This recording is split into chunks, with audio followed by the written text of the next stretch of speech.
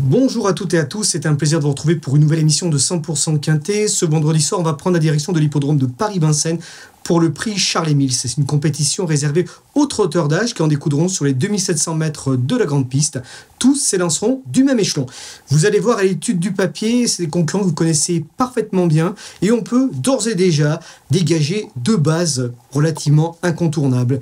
N'hésitez pas par la suite à allonger vos jeux, à inclure pourquoi pas même des outsiders bien sûr, mais ils sont plusieurs, vous allez voir, à pouvoir prétendre une place sur le podium et même aux belles places dans cette compétition. Allez, sans plus attendre, il est temps de passer au tableau des partants.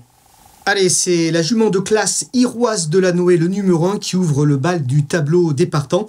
En valeur pure, elle détiendrait bien sûr une première chance dans cette épreuve. Faut pas oublier qu'en septembre 2023, dans le prix Jockey, dernière préparatoire au Critérium des 5 ans, elle se classait 3e d'Ida Tiar et It's Dollar Maker, qui ne sont pas les premiers venus. Oui, mais voilà, elle a eu des problèmes de santé par la suite et elle effectue une rentrée de pratiquement 1 an. Donc, dans l'immédiat, on va la regarder courir avec plaisir et la suivre pour l'avenir. Le numéro 2, Cherry Top, il reste sur de bonnes performances et même ferré, il a le droit de se placer car il a déjà bien fait avec ses fers. Le 3, Héraldique, il a besoin de rassurer mais il ne faut pas l'oublier pour autant car on connaît sa qualité. Le numéro 4, Cyrano 2B, il vient de se réhabiliter dernièrement à Vincennes en prenant la 4e place. Jugé sur cette performance, il peut se placer. Le numéro 5, il s'agit d'Hibiscus Man. Il vient de très bien courir dans l'étape du GNT à Cherbourg, où il se classait 3e d'Hero-CB. C'est une base dans cette compétition. Le numéro 6, Harry Carizé. Il est ferré et il s'élancera à une cote d'outsider. Le 3, Great of Madrid. Il est peut-être un peu moins tranchant ces derniers mois, mais il n'en demeure pas moins un placé potentiel à l'issue d'un bon parcours. Le 8, Here We Go. Il n'a pas été revu depuis le 20 avril. Il va manquer pour sa rentrée. Le 9, Self Explosive. J'en fais un outsider séduisant dans cette compétition. Le 10, Fée Lucernaise. Ce ne sera pas simple face à ses aînés. Le 11, Harmonista. Elle revient dans sa spécialité de prédilection et on effacera volontiers son échec au montée. Elle a de sérieux atouts à faire valoir. Le 12, Gold Star. Ce maître d'homme aura des partisans. Le 13, Indigo de Fontaine. Après une rentrée, ce trotteur de classe devrait lutter pour le succès. C'est mon favori et probablement le favori des turfistes. Le 14, Favori de Liton. Ce ne sera pas simple. Le 15, Girl de Bassière. Elle est bien engagée et c'est une placée potentielle. Allez, il est temps de passer maintenant au papier.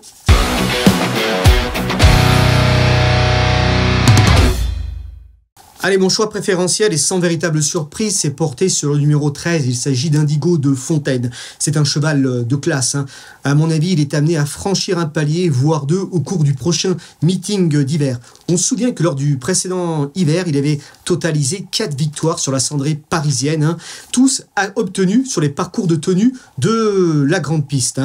D'ailleurs, une course référence à vous proposer, c'est sa dernière victoire à Vincennes, précisément sur le parcours du jour. Le parcours du jour est de 2700 mètres à parcourir. Ce jour-là, il était venu prendre la tête à 1300 mètres du but au prix d'un bon effort, parce qu'il était obligé de se rapprocher le nez au vent.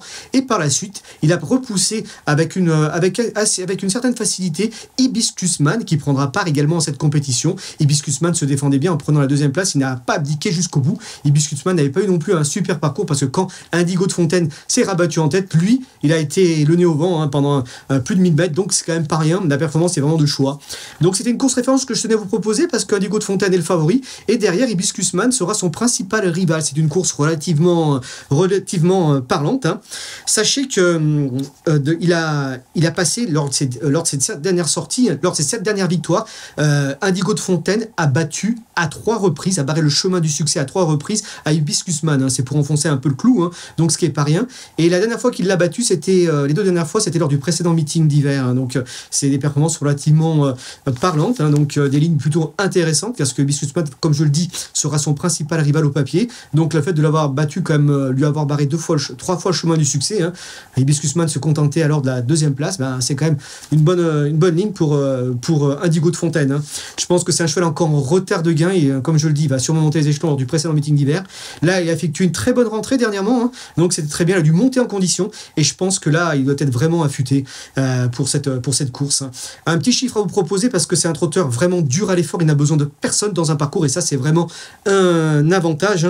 Sachez que sur les parcours de tenue de la grande piste, en 23 sorties sur les parcours de tenue de la grande piste, il compte 12 succès, ce qui fait un pourcentage à la gagne, un taux de réussite à la gagne de plus de 52%. Donc ce qui est pareil, plus une fois sur deux, il gagne sur un parcours tenu. Et sachez, pour enfoncer un peu plus le clou, déféré des 4 pieds sur les parcours tenus, il n'a jamais perdu la régulière. Il compte 7 succès, donc ce qui est quand même pas rien. Donc voilà, beaucoup d'atouts qui jouent en sa faveur. D'ailleurs, Alexandre Abrivard, son pilote, a déclaré dans nos colonnes, il a tout pour plaire, si ce n'est peut-être qu'il court un peu rapproché. Et avant d'ajouter, Alexandre Abrivard déclare également qu'il craignait surtout Hibiscus Man. Voilà, tout est dit. Indigo de Fontaine est mon favori et j'ai placé en logique deuxième position Hibiscus Man. Comme je le dis, c'est le principal opposant à Indigo de Fontaine. Il ne manque pas de dureté, lui aussi. On se souvient qu'en juillet 2023, bon, même si c'est vrai qu'il a été battu 3 fois dernièrement lors de ses plus récentes sorties, si vous voulez, par Indigo de Fontaine, il ne faut pas oublier que Hibiscus Man avait battu Indigo de Fontaine. C'était en juillet 2023, c'était à Anguin. Indigo de Fontaine prenait la 3e place. Alors c'est vrai qu'Indigo de Fontaine a fait du chemin depuis, mais tout de même c'est une performance relativement intéressante. C'est un élément dur à l'effort, Hibiscus Man, comme je le disais, on a bien vu dernièrement dans la course référence que je vous ai montré, né au vent pendant plus de 1000 mètres, c'est quand même pas rien, donc bravo à lui, donc c'est comme un atout à faire valoir. Et dernièrement, il s'est très très bien comporté, il a sorti pour moi une grosse performance dans la précédente étape du GNT qui s'est disputée à Cherbourg et remportée par Hero Cibé, il prenait une 3e place. Donc c'est vrai que, comme lors de cette tentative-là, à Cherbourg, il va évoluer déféré des 4 pieds. Et déféré des 4 pieds au cours des derniers mois, c'est plutôt rare. Comme la drive d'Éric Raffin. Éric Raffin l'avait mené qu'à une seule reprise, et la dernière fois qu'Éric Raffin l'a mené, c'était en 2022. Donc ça remonte un petit moment. Donc voilà, c'est des atouts quand même d'être associé à Éric Raffin. Pour moi, il fait partie d'une base, c'est une base incontournable, comme Indigo de Fontaine dans cette épreuve. Les deux devraient jouer un tout premier rôle, sauf incident à la course à la régulière, les deux devraient occuper les 2 premières places. En 3e position de ma sélection, j'ai placé Harmonista, que l'on connaît très très bien. Alors voilà, elle va essayer peut-être de titiller les 2 premiers, mais c'est une candidate au podium. On ne va pas lui tenir... comme je le disais en préambule, en présentation, de son récent échec pour son retour aux montées. Donc voilà, elle revient dans cette spécialité de prédilection. Et le moins que l'on puisse écrire et dire, c'est qu'elle fait preuve vraiment d'une belle régularité à l'athlée, ce qui est quand même pas rien.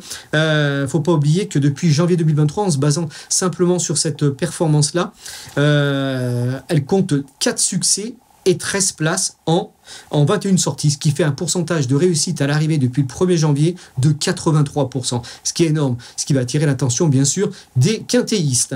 Voilà, donc normalement elle devrait être là. Et en mai dernier, elle gagnait sur le parcours aux dépens du bon Eddie Darling, qu'on a vu gagner cet été à Anguin, ou encore Goldstar qui sera présent également dans cette épreuve avec une chance. Donc c'est-à-dire que les lignes sont plutôt intéressantes. Et ce jour-là, elle gagnait dans la bonne réduction, c'est sur le parcours, sur les 2700 mètres de la grande piste, dans l'excellente réduction de 1:11:8. Un tel chrono, bien sûr, lui confère une très très belle chance dans cette compétition. En 4e position, j'ai placé Girl de Bassière, parce qu'elle tout simplement elle est vraiment bien engagée au plafond des gains. C'est vrai qu'elle devra affronter ses aînés, c'est pas forcément simple, et elle n'a pas la marge d'un Indigo de Fontaine, d'un Hibiscus Man, tout simplement elle peut pas faire le tour des autres, elle n'a pas la même dureté, mais si elle peut jouer les pisteuses, et c'est une très bonne finisseuse, elle est capable de prendre une belle place, moi j'y crois beaucoup. Je me rappelle que c'était au mois d'août, elle avait terminé 3e d'une épreuve en battant notamment Goldstar et Harmonista. Donc la ligne est plutôt intéressante, des concurrents qu'elle retrouve dans cette compétition. Donc moi j'y crois beaucoup. Voilà, elle peut prétendre à une belle place avec le bon parcours. En 5e position, j'ai placé le numéro 9, il s'agit de Self Explosive.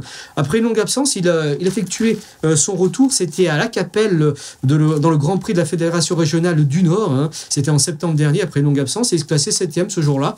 C'est vrai que les courses n'étaient pas forcément déroulées très très vite, mais tout de même, il se comportait bien. Et bien sûr, Laura était Idaho Tillard, et devant Ampiam DSM, il y avait un gros lot ce jour-là. Et j'ai eu l'occasion de parler à son mentor, Vitaly Chiotola, à l'issue de cette compétition, il était vraiment très très satisfait, le cheval. Il a couru une nouvelle fois, le cheval, depuis. Je pense qu'il monte vraiment en puissance. Et même s'il n'est peut-être pas encore à 100%, je crois capable, en jouant les pisteurs, de venir se placer, de pimenter un peu les rapports. Alors, c'est vrai que je tente un petit coup de poker parce qu'il ne sera pas forcément très joué. Il y aura aux alentours de 20 contre 1, peut-être 25, 30, je ne sais pas. Mais aux alentours de cette cote-là. Donc, ça peut être un coup amusant, pourquoi pas. On est peut-être plus connu chez nous aux montées, mais il n'est pas dénué de moyens non plus à l'athlète. Attention à lui, moi je m'en méfie dans ce quintet. Alors, allez, il est temps maintenant de récapituler ma sélection dans la rubrique Notre choix.